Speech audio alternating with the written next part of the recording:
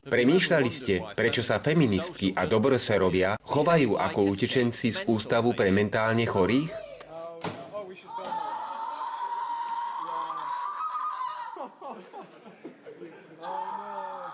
Prečo sú takí hluční a neznesiteľní? Ste posratý bielý muž, obzvlášť keď vyzerajú ako obsadenie filmu Nemrdateľný. Prečo stále musia byť stredom pozornosti? Možno je to preto, že sa s nimi mamička dostatočne nemaznala. Ako vysvetľuje Laura Perincová, jedná sa o generáciu vyžadujúcu celodennú starostlivosť.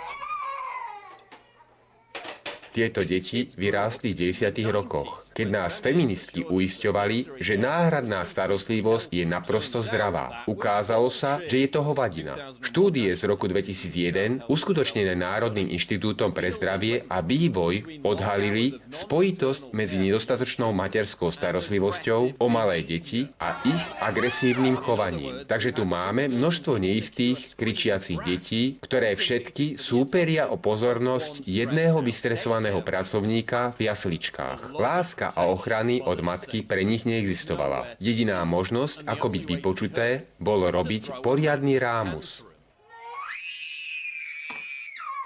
Dobroserovia sa dožadujú komfortu a zabezpečenia domova, ktorý nikdy nemali, keď vyrastali.